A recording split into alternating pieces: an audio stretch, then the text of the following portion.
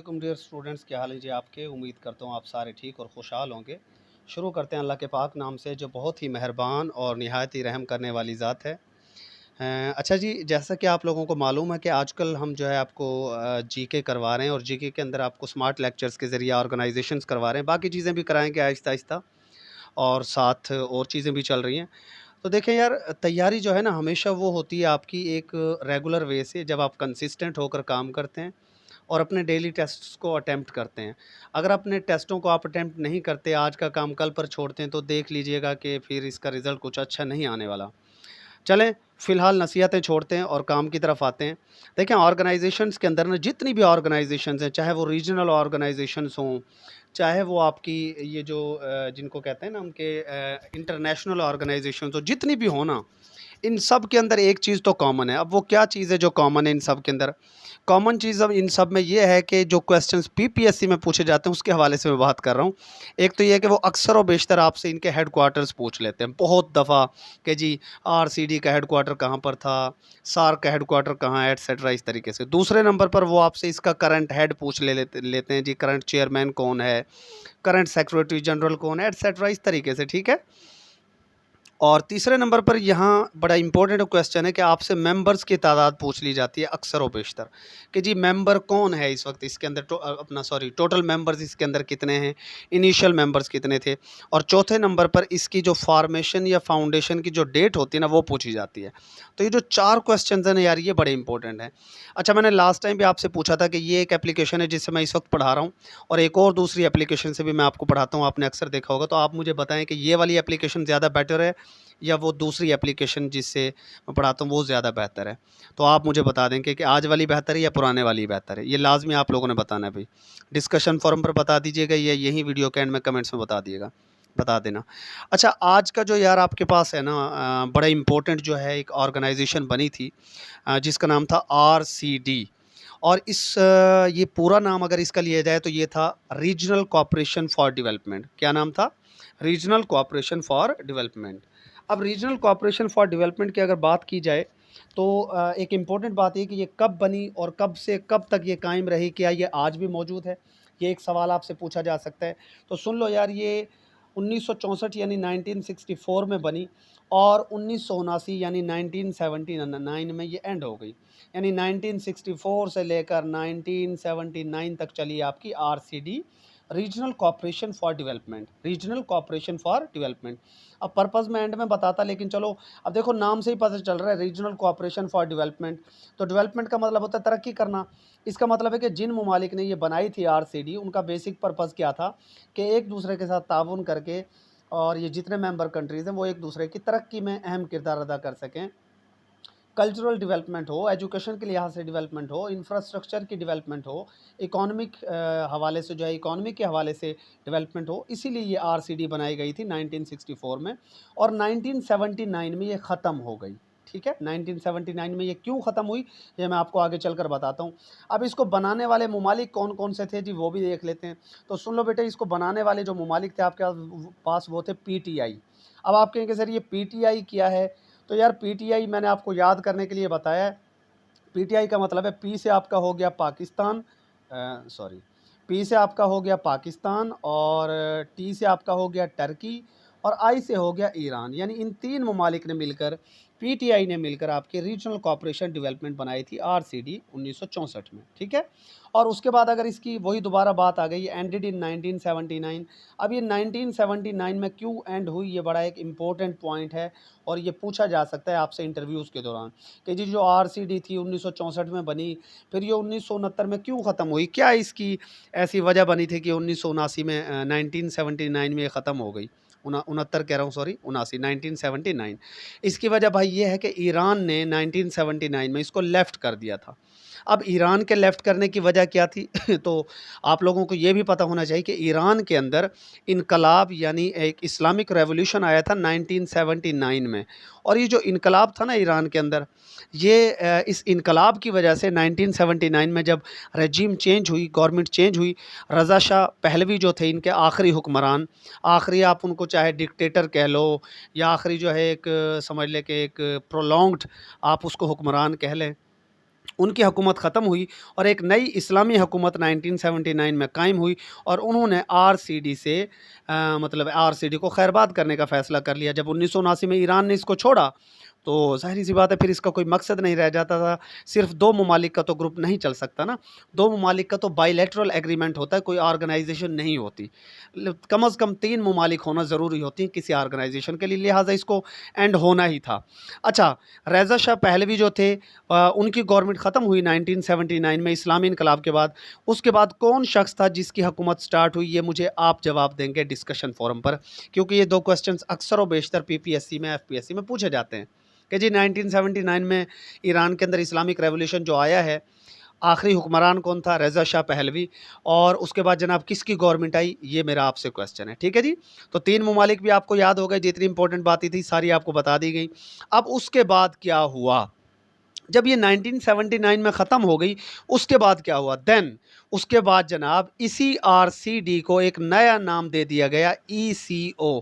अब आपने ये ईसीओ के बारे में कई बार सुना होगा, economic cooperation organisation, economic cooperation organisation.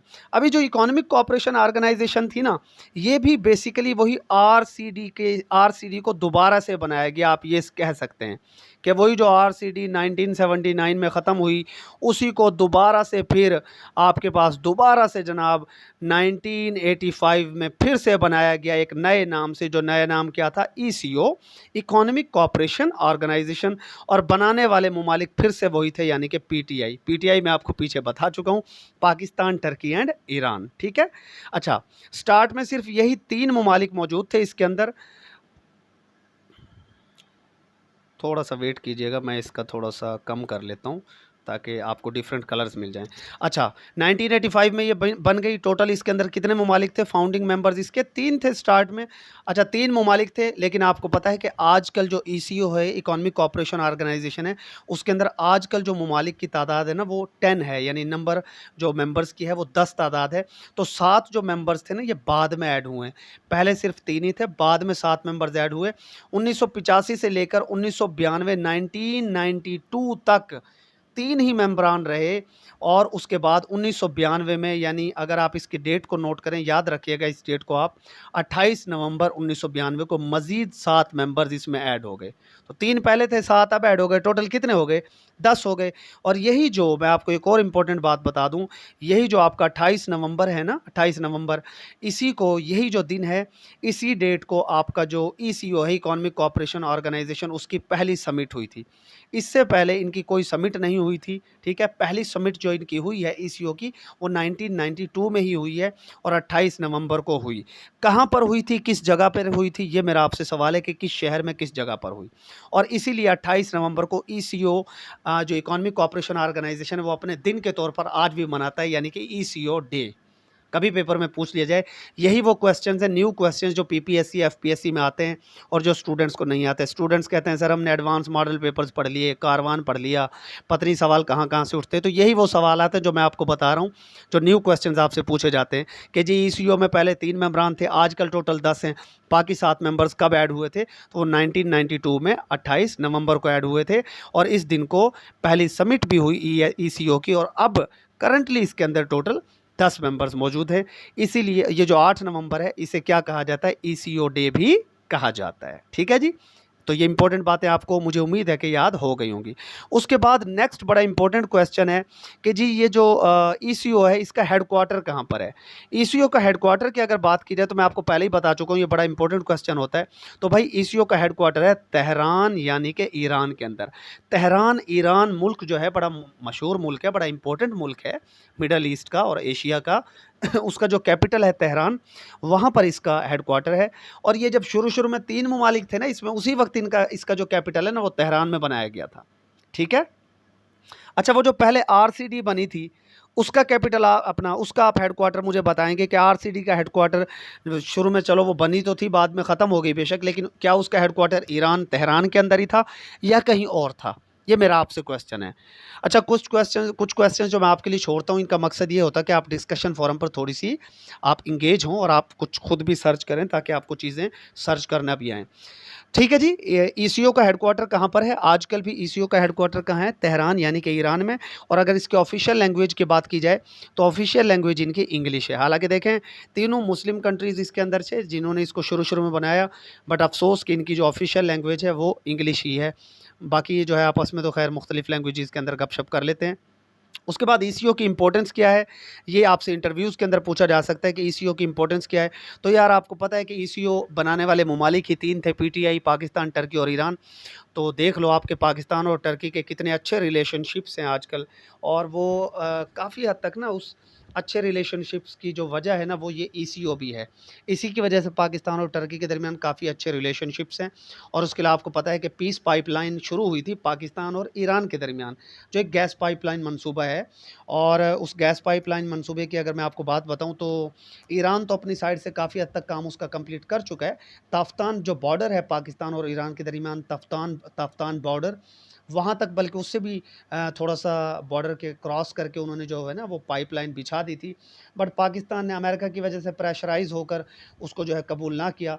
लेकिन अगर कभी पेपर्स में एमसीक्यूज़ पूछ लिया जाए आपसे क्वेश्चन कि जी पाकिस्तान और ईरान का जो पाइपलाइन का मंसूबा था, वो क्यों पाया तकमील तक ना पहुँच सका, तो आप कभी भी वहाँ पर अमेरिका वाला ऑप्शन टिक नहीं करेंगे। हालाँकि सच्चाई यही है। वहाँ पर आप टिक करेंगे कि जी जो ईरान था उन्होंने प्राइस की डिमांड ज़्यादा की थी, उन्होंने महँगी गैस बेचने की कोशिश की।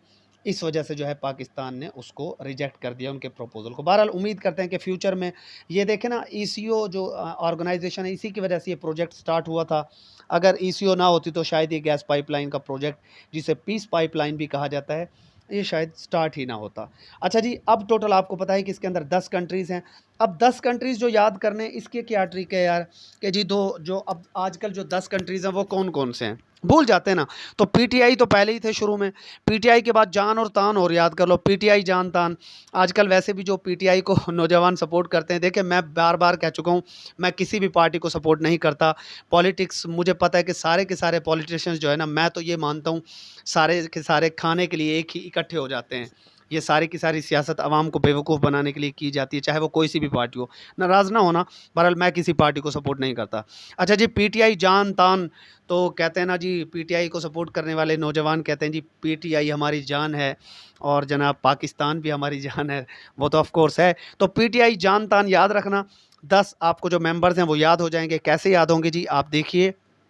सबसे पहले आपके पास जो मेंबर है वो पाकिस्तान है, ठीक है? पी से पाकिस्तान, टी से टर्की, आई से ईरान। और उसके बाद जनाब जान तान वाले शुरू होंगे। Afghanistan, Azerbaijan, Kazakhstan, Kyrgyzstan, Tajikistan, Turkmenistan, Uzbekistan. अब ये जो तान जान वाले ममालिक हैं, ये 1992 में ही क्यों शामिल हुए? इसकी क्या वजह है? देखो यार, इसकी वजह ना बड़ी सिंपल सी है। इसकी वजह ये नहीं है कि इमरान खान ने 1992 में वर्ल्ड कप जीता था, इस वजह से शामिल हो गए, ये वजह नहीं है। इसकी वजह ये है कि 1992 से पहले ये ममालिक एग्ज़िस्ट ही नहीं करते थे एज़ ए इंडिपेंडेंट स्टेट। अब आप कहेंगे सर ये क्या बात है? अफ़गानिस्तान तो ख़ैर था, लेकिन ये जो है ना Azerbaijan, Kazakhstan, Tajikistan, Kyrgyzstan, Uzbekistan, Turkmenistan, ये यूएसएसआर के अंडर थे। यूएसएसआर, जो मैं पहले ही आपको बता चुका हूँ, रशिया जो है, रशिया और ये जो अमेरिका है, इसके दरमियान कोल्ड वार चली। और ये कोल्ड वार आपको पता है दूसरी जंग अज़ीम जो 1945 में ख़त्म हुई है, उस वक्त से लेकर 1991 तक ये कोल्ड वार चली है इन दोनों ममालिक के दरमियान। और 1991 के अंदर जो है आपका रशिया चूँकि टूट गया और उसके 15 टुकड़े हो गए, तो वहीं से ये ममालिक बने। और ज़ाहिर सी बात है, ये ममालिक इंडिपेंडेंट यानी आज़ाद ममालिक के तौर पर उभरे ही 1991 में। तो 1991 से पहले ये ईसीओ में कैसे शामिल हो सकते थे? लिहाजा ये 1992 में ईसीओ का पार्ट बने। तो जी पीटीआई, जान तान, मेरे ख्याल है आपको ईसीओ वाले ममालिक अब याद रह जाएंगे। ठीक है जी। तो ये आपका ईसीओ था, जो मुझे उम्मीद है कि आपको काफ़ी हद तक समझ आ गया होगा इंशाल्लाह। उसके बाद हमारे पास नेक्स्ट बड़ी इंपॉर्टेंट ऑर्गेनाइजेशन है आसियान, जिसको कहा जाता है एशियन भी पढ़ते हैं कुछ लोग, आसियान पढ़ें, एशियन पढ़ें, कोई फ़र्क नहीं पड़ता, बस चीज़ें समझ आनी चाहिए और याद होना चाहिए। एशियान का मतलब है जी the Association of South East Asian Nations, the Association of South East Asian Nations. क्योंकि अक्सर जो है आपसे ये पूछ लिया जाता है जी ASEAN स्टैंड्स फॉर, ये इसका क्या मतलब है, तो the Association of South East Asian Nation. तो जियोग्राफी में मैं आपको साउथ ईस्ट एशिया पढ़ा चुका हूँ, लिहाजा ये ममालिक आपको वैसे भी याद होने चाहिए। अब इसकी बुनियाद कब पड़ी जी, किस ईयर में ये बनी है, तो बड़ा इंपॉर्टेंट है जी। इट वाज फाउंडेड इन 1967, 1967 में ये बनी है। अब देखें RCD 1964 में बनी थी, जो मैं पीछे आपको पढ़ा के आया हूँ। 1985 में वो ECO में तब्दील हो गया। तो मैं एक तरतीब से पढ़ा रहा हूँ। आसियान जो है 1967 में बनी है, और इसका जो हेडक्वार्टर रखा गया वो बैंकॉक रखा गया, जो कि थाईलैंड जो मुल्क है ना, साउथ ईस्ट एशिया का थाईलैंड जो मुल्क है, उसका ये कैपिटल है बैंकॉक। तो वहाँ पर इसका जो है ना इसका हेडक्वार्टर बनाया गया। स्टार्ट में हेडक्वार्टर नहीं, सॉरी, इसकी ना बुनियाद वहाँ पर पड़ी। मैं हेडक्वार्टर बोल गया, माजरत। इंसान हूँ, मुझसे भी मिस्टेक हो सकती है, वक्ती मिस्टेक थी, बहरहाल मैं मिस्टेक को कैरी नहीं करता अल्हम्दुलिल्लाह। तो 1967 में आसियान जो ऑर्गेनाइजेशन, इसकी बुनियाद कहाँ पर पड़ी, बैंकॉक थाईलैंड में। तो इसको आपने अच्छे तरीके से याद रखना है, बैंकॉक थाईलैंड, बैंकॉक थाईलैंड 1967। अब इसके जो फाउंडिंग मेंबर्स थे ना, जिन ममालिक ने इसकी बुनियाद डाली, वो टोटल शुरू में 5 ममालिक थे, आजकल तो 10 हैं, बाकी 5 बाद में शामिल हुए। अब ये 5 ममालिक कौन से थे जी, 5 ममालिक थे इंडोनेशिया, मलेशिया, फिलीपाइंस जिसको कहा जाता है, सिंगापुर एंड थाईलैंड। ये 5 ममालिक हैं, और इसी थाईलैंड बैंकॉक के अंदर जो है ना इसकी क्या पड़ी थी, बुनियाद पड़ी थी 1967 में। तो इनिशियल मेंबर्स कितने हो गए जी, 5 मेंबर्स हो गए इनिशियल, और बाद में फिर कितने मजीद शामिल हो चुके हैं, आज तक टोटल 5 मजीद शामिल हो चुके हैं। और आजकल इसके अंदर कितने मेंबरान हैं, 10 मेंबरान मौजूद हैं आपके आसियान के अंदर। अब ये 10 मेंबरान कौन कौन से हैं जी, ये भी आपको याद करवा देते हैं, इंशाल्लाह ये आपको भूलेगा नहीं। तो देख लेते हैं जी, ट्रिक आपको बता देते हैं, और मैं उम्मीद करता हूँ ये ट्रिक आपको याद हो जाएगी। करंट मेंबर्स भाई इसके कितने हैं, टोटल 10 हैं, और ये 10 मेंबर्स आप कैसे याद कर सकते हैं, MBBS, IPL, CTV। अब देखो यार, MBBS के जो स्टूडेंट्स होते हैं ना, स्टूडेंट्स कोई भी हों, चाहे MBBS के हों, चाहे CA के हों, CSS के हों, PMS के हों, उनके पास इतना टाइम नहीं होता कि वो ग्राउंड में जाकर मैच देखें। IPL जो है एक क्रिकेट का टूर्नामेंट है इंडिया का, आपको पता है, और IPL एक क्रिकेट टूर्नामेंट है, ठीक है। तो जो MBBS के स्टूडेंट्स होते हैं ना बेचारे, ये IPL जो टूर्नामेंट ये इंडिया में जाकर तो देखने से रहे, पाकिस्तानी ख़ास तौर पर। तो ये सी का मतलब आप देखना भी कह सकते हैं। तो ये कहाँ पर देखते हैं, टीवी पर देखते हैं। MBBS के जो स्टूडेंट्स हैं वो IPL के मैचेस कहाँ पर देखते हैं, टीवी पर देखते हैं। MBBS IPL C TV. तो यही ट्रिक है 10 मेंबरान की, ये अभी आपको याद करवा देते हैं। M से आपका मलेशिया हो जाता है, B से ब्रुनाई हो जाता है, और B से आपका हो जाता है बर्मा, जिसे म्यांमार भी कहा जाता है। अक्सर पेपर में पूछा जाता है कि म्यांमार का पुराना नाम क्या था, बर्मा, ठीक है। तो बर्मा चूँकि ट्रिक में फिट आ रहा था, इसलिए हमने यहाँ पर बर्मा ही लिखा है।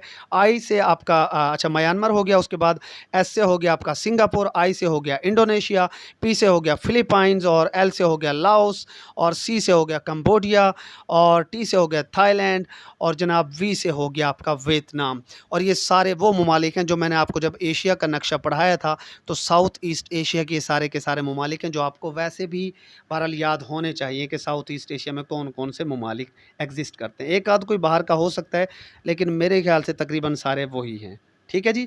तो ये 10 ममालिक MBBS IPL C टीवी से आपको याद हो जाने चाहिए। उसके बाद जनाब आसियान जो है, इसकी इम्पोर्टेंस क्या है, ये क्यों बनाई गई, इसका मकसद क्या था। तो यार आपको क्या लगता है आसियान का क्या मकसद होगा।